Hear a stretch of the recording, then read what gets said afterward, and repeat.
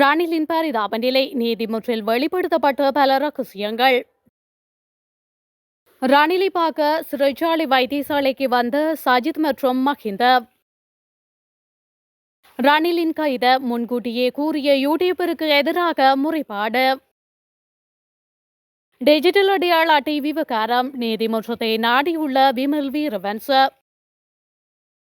ரணில் விரைவில் வீடு திரும்புவார் வெளிநாடொன்றின் முன்னாள் ஜனாதிபதி நம்பிக்கை.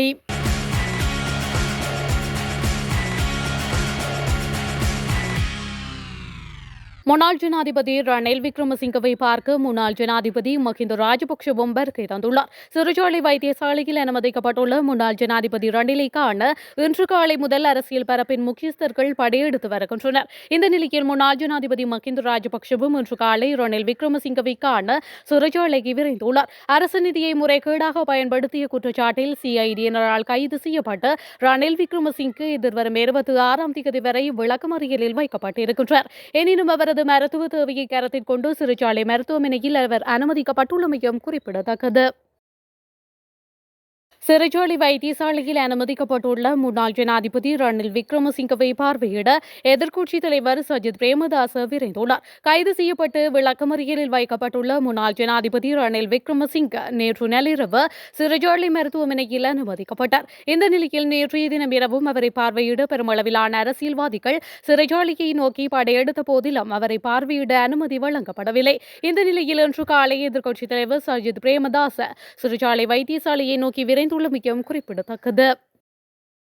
முன்னாள் ஜனாதிபதி ரணில் விக்ரமசிங்கே கடந்த 7 ஆண்டுகளாக இருதய நோயால் பாதிக்கப்பட்டுள்ளதாக ஜனாதிபதி வழக்கறிஞர் அர்ஜு பிரேமரத்ன நீதிமன்றத்தில் தெரிவித்துள்ளார். வெளிநாட்டு பயணத்தின் போது அரசாங்க நிதியை தவறாக பயன்படுத்தியதாக கூறப்படும் குற்றச்சாட்டுகள் தொடர்பாக நேற்று இரவு இடம்பெற்ற வழக்கு விசாரணையின் போது அவர் இதனை குறிப்பிட்டுள்ளார். சந்தேக நபரின் உடல்நிலை குறித்து நான் தெளிவுபடுத்த விரும்புகின்றேன். அவர் கடந்த 7 ஆண்டுகளாக இதய நோயால் பாதிக்கப்பட்டுள்ளார். அவருக்கு கட்டுப்பாடற்ற நீரிழிவு நோயும் உள்ளது. அவருக்கு உயர் இரத்த அழுத்தமும் உள்ளது. கூடுதலாக அவர் வேறு பல நோய்களுக்கும் சிகிச்சை பெற்று வருகின்றார். இது ஒரு சிறப்பு சந்தர்ப்பம் என்பதால் இலங்கையில் இதுவரை யாரும் அறிந்திராத உண்மையை நீதிமன்றத்தில் முன்வைக்க விரும்புகின்றேன். அவரது மனைவி புற்றுநோய் மற்றும் மூட்டு வலியால் பாதிக்கப்பட்டுள்ளார். முழு நாட்டிற்கும் குழந்தைகள் இல்லை என்பது அனைவரும் அறிந்த உண்மை. எனவே அவரை ஊக்குவிக்கக்கூடிய ஒரே நபர் அவரது கணவர்தான்.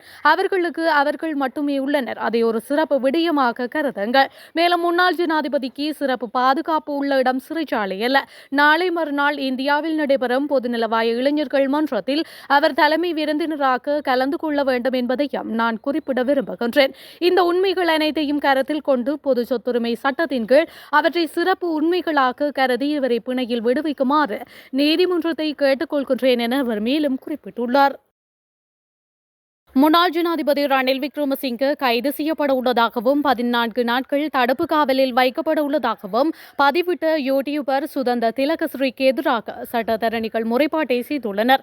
இந்த பதிவின் அடிப்படையில் ரணிலின் கைது குறித்து முன்கூட்டியே திட்டமிடப்பட்டதா என்பது குறித்து சந்தேகம் ஏற்பட்டுள்ளதாக சட்டத்தரணி நளின் பத்திரன தெரிவித்துள்ளார்.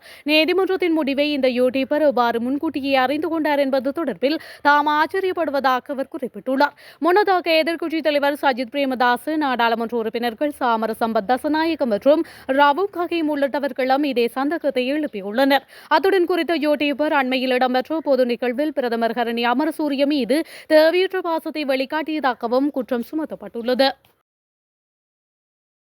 ரணில் தொடர்பில் எடுக்கப்பட்ட சட்ட நடவடிக்கை மக்கள் மத்தியில் அதிர்ச்சியை ஏற்படுத்தியுள்ளதாக முன்னாள் அமைச்சர் அகில விராஜ் காரியவசம் தெரிவித்துள்ளார். முன்னாள் ஜனாதிபதி ரணில் விக்ரமசிங்கவின் கைது தொடர்பில் ஊடகங்களுக்கு கருத்து தெரிவிக்கும் போதே அவர் இவ்வாறு கூறியுள்ளார். இது தொடர்பில் அவர் மேலும் கூறுகையில் 2 வருடங்கள் ஒரு நாட்டை கட்டியெழுப்பிய தலைவரான ஜனாதிபதி ரணில் விக்ரமசிங்கே நாட்டில் ஏற்பட்ட பொருளாதார வீழ்ச்சிக்கு பொறுப்பேற்றார்.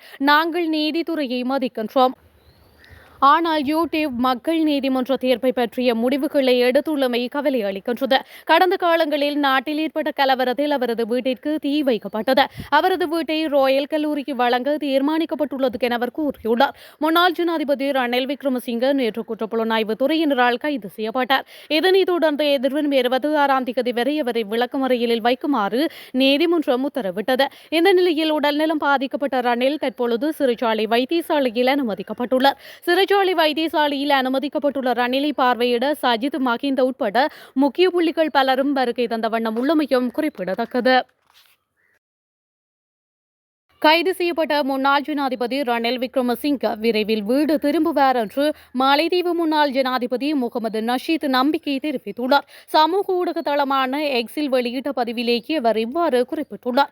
இலங்கையில் முன்னாள் நிறைவேற்று அதிகாரி ஜனாதிபதி ஒருவர் கைது செய்யப்பட்டு விளக்கமறியலில் வைக்கப்படும் முதலாவது சந்தர்ப்பம் இதுவாகும்.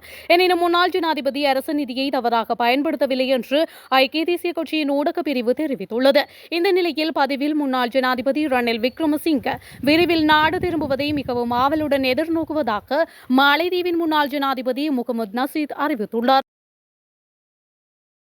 இலங்கை பிரஜைகளுக்கு டிஜிட்டல் அடையாள அட்டைகளை வழங்கும் திட்டத்திற்கு எதிராக முன்னாள் அமைச்சர் விமல் வீரவன்ச உயர்நீதிமன்றத்தில் அடிப்படை உரிமைகள் மனு ஒன்றை தாக்கல் செய்துள்ளார். குறித்த திட்டத்தை செயல்படுத்துவதற்காக இலங்கை அரசாங்கத்திற்கும் இந்தியாவிற்கும் இடையில் கையெழுத்திடப்பட்ட புரிந்துணர்வு ஒப்பந்தத்தை செல்லாததாக தீர்ப்பளிக்க கோரி குறித்த மனு தாக்கல் செய்யப்பட்டுள்ளது. இந்த மனுவில் ஜனாதிபதி பிரதமர் ஹரணி அமரசூரிய டிஜிட்டல் பொருளாதார அமைச்சர் மற்றும் அமைச்சரவை உள்ளிட்ட 31 பேர் பிரதிவாதிகளாக குறிப்பிடப்பட்டுள்ளனர்.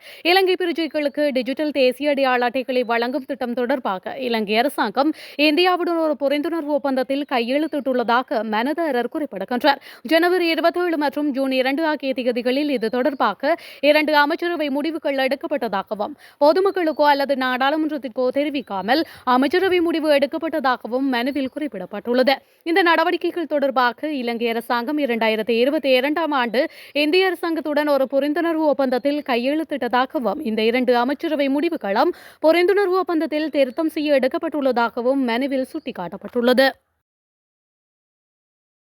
முன்னாள் ஜனாதிபதி ரணில் விக்ரமசிங்க கடந்த 7 ஆண்டுகளாக இருதய நோயால் பாதிக்கப்பட்டுள்ளதாக ஜனாதிபதி வழக்கறிஞர் அர்ஜு பிரேமரத்ன நீதிமன்றத்தில் தெரிவித்துள்ளார். வெளிநாட்டு பயணத்தின் போது அரசாங்க நிதியை தவறாக பயன்படுத்தியதாக கூறப்படும் குற்றச்சாட்டுகள் தொடர்பாக நேற்று இரவு இடம்பெற்ற வழக்கு விசாரணையின் போது அவர் இதனை குறிப்பிட்டுள்ளார். சந்தேக நபரின் உடல்நிலை குறித்து நான் தெளிவுபடுத்த விரும்புகின்றேன். அவர் கடந்த 7 ஆண்டுகளாக இதய நோயால் பாதிக்கப்பட்டுள்ளார். அவருக்கு கட்டுப்பாடற்ற நீரிழிவு நோயும் உள்ளது. அவருக்கு இரத்த அழுத்தமும் உள்ளது.